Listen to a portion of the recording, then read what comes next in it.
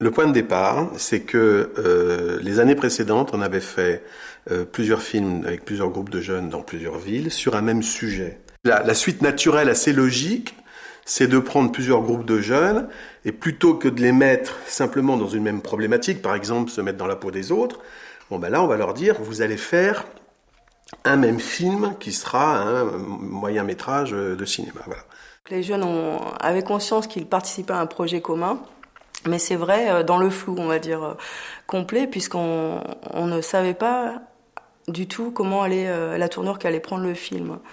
Chacun écrivait une bribe d'histoire sur un thème qui était « Vous devez prendre en charge une personne, X, pour une raison X ».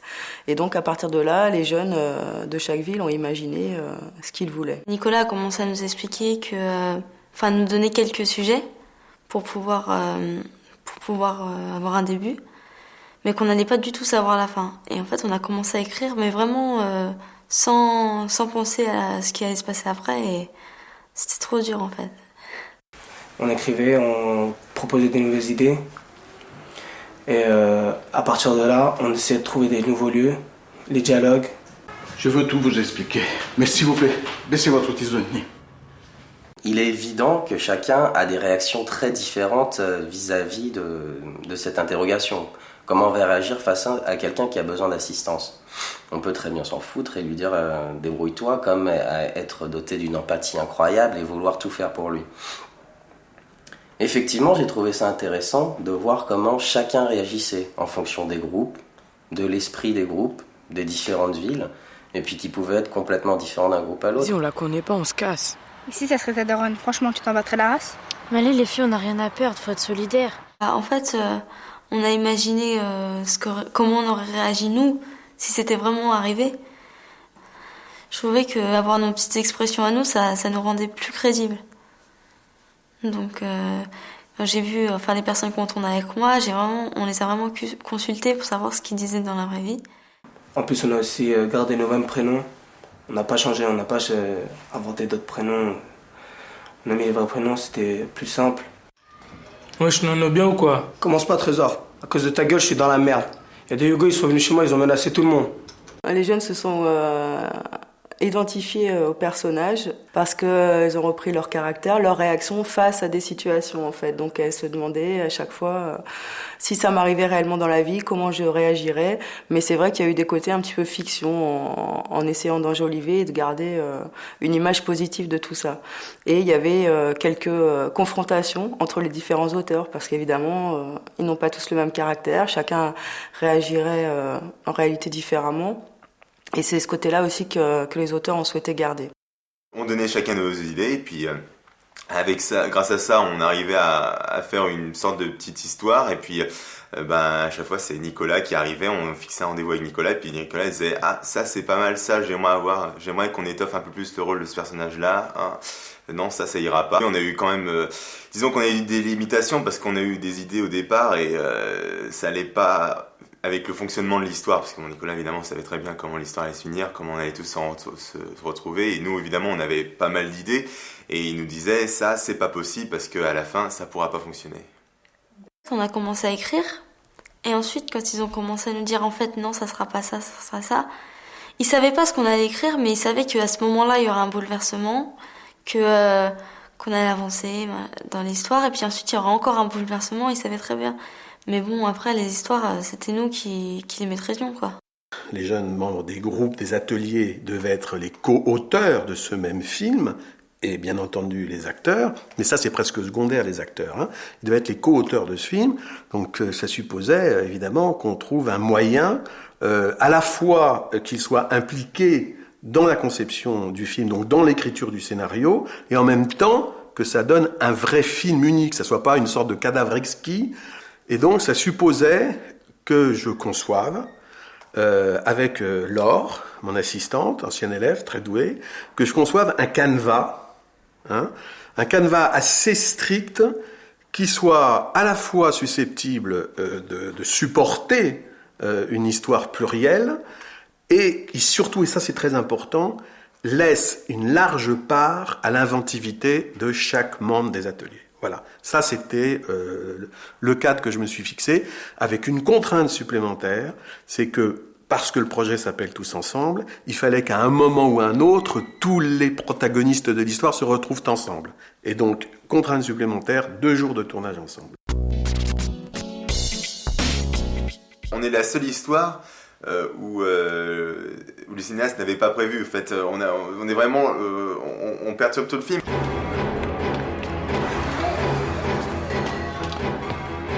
Bon, on arrête 2 minutes la mascarade. Par rapport aux autres qui ont fait une histoire, et donc ils se retrouvent tous là, mais en fin de compte, leur histoire n'a pas vraiment ne change rien à la fin du film, tandis que nous, effectivement, on est des personnages. Les personnages de notre histoire sont des éléments perturbateurs même à la fin du film, finalement. Et ce qui crée tout le problème. Le rôle de Groupe d'Evry était d'écrire la fin du scénario. Fin qui devait donc solidariser les différents scénarios reçus des différentes villes. On doit reprendre la fin de quelqu'un d'autre, tout en se disant qu'on ne peut pas se l'approprier complètement. Il faut rester dans son esprit, parce que la fin qu'on va écrire devra quand même leur plaire finalement. C'est notre fin, d'accord, mais c'est aussi avant tout la leur, quoi. Pour la réussite de notre projet, votre spontanéité était un paramètre essentiel. On voulait vous confronter à des situations inconfortables. On vous a scruté, observé dans les moindres détails. Et surtout, nous vous avons choisi avec soin, et nous n'avons pas été déçus. Finalement, ce qui est original et ce qui était amusant, c'est que tous ces scénarios complètement différents les uns des autres ont donné naissance à un scénario complètement neuf au final, qui n'était celui de personne, qui était juste un mixage de tous les scénarios, des bouts de scénarios qui ont été repris, qui ont été recollés les uns derrière les autres. Un tel disait, on va récupérer le scénario d'un tel en disant bah tiens, on va prendre les dialogues de machin, on va prendre ici un peu l'introduction de bidule, et on va prendre la conclusion de machin, puis on va mettre une petite note de folie pour histoire de faire concorder tout ça, et d'ailleurs ça s'est fini sur quelque chose d'assez fou, oui. On arrivait, déjà c'était très long, c'est l'installation, c'est le fait de recommencer plein de scènes. Toutes les scènes, fallait les recommencer, soit parce qu'il y avait un problème de micro ou de texte. Ensuite, il fallait recommencer les scènes dans un autre plan, tout le temps. Micro. Chut, c'est mon père. Vite. Et le micro. C'est vraiment tous les détails qu'il fallait vérifier. Il y avait beaucoup de scènes à répéter à chaque fois, tout le temps. Et c'est vrai que c'était vraiment long. Effectivement, c'est les tournages, donc beaucoup d'attentes, regarder les autres jouer, et puis bon, attendre son tour. Ça fait partie du travail. J'ai appris comment on faisait pour tourner un film, que c'était très long, qu'il fallait avoir beaucoup de patience, il fallait faire beaucoup de prises. Après, il fallait aussi écrire ses textes.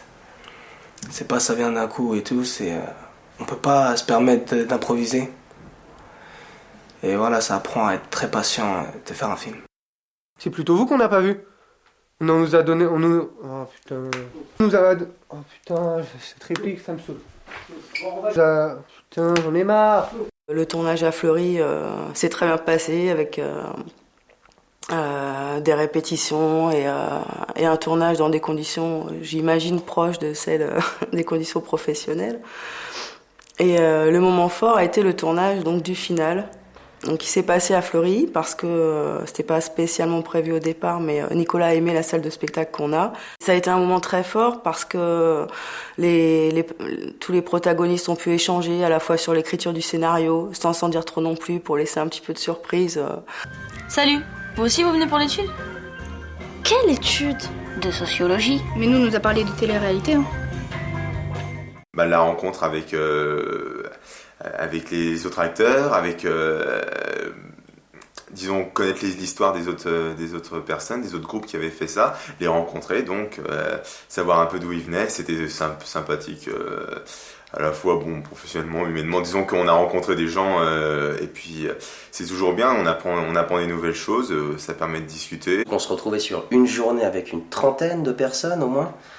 Chose assez inédite dans ce que je connais jusqu'alors, donc forcément ça devait être pas mal de perturbations, pas mal de difficultés pour ceux qui devaient encadrer. D'ailleurs il n'y avait pas que les plus jeunes qui étaient dissipés, je crois que les pires c'était ceux d'Evry, ceux qui sont censés être âgés et raisonnables, ont été très difficiles à garder en main. Écoutez, la fin du spectacle est pour bientôt. Merde. On a chanté des chansons, on a fait des jeux, pendant qu'à côté Anne s'escrimait à essayer d'obtenir un peu de silence, à essayer de pouvoir tourner une prise un tant soit peu correcte. Nous de l'autre côté on foutait le bordel, on s'amusait, on rigolait, on jouait à des jeux, on jouait à chat. On a commencé un petit groupe de 5, on s'est retrouvés à 15, 20, c'était super, c'était génial. Enfin bon, finalement, cet après-midi de tournage s'est transformé en une grande colonie qui était assez fun finalement. Il y a des choses dans le film que j'aurais jamais fait dans la vraie vie, que c'était des choses complètement différentes de moi. Mais en fait, non, ça m'a pas vraiment changé. J'ai bien aimé voir un autre côté de moi en fait dans le film. On se pose vraiment des questions en se disant. Si ça m'était vraiment arrivé, est-ce que j'aurais vraiment été manipulée vraiment comme ça jusqu'au bout? Est-ce que j'aurais pas découvert avant que c'était bizarre? Et on se pose vraiment des questions là-dessus en fait. Je pense que ça les a amenés aussi à se regarder différemment par l'intermédiaire de l'écriture, des répétitions et probablement aussi du tournage. À Brunoy, elles avaient écrit un scénario. Le jour de la répétition, c'est moi qui ai fait la répétition à Brunoy. Le jour de la répétition, on lit le scénario. Donc chacune lit ses dialogues. Dès le premier dialogue, ça a chopé. Ils ont dit, mais jamais on parlerait comme ça. Ils ont tout réécrit à ce moment. Et ça, c'est amusant parce que d'une certaine façon, elles sont passées, et ça c'est très très important, elles sont passées par la médiation de l'écriture pour prendre pleinement conscience de la manière dont elles s'exprimaient oralement. C'est rigolo. Les filles, on fait quoi cet après? Je sais pas, venez on fait des magasins. Tu proposes quoi toi? Je sais pas. On peut aller au ciné ou... On apprend à intégrer d'autres groupes, on apprend à connaître les gens.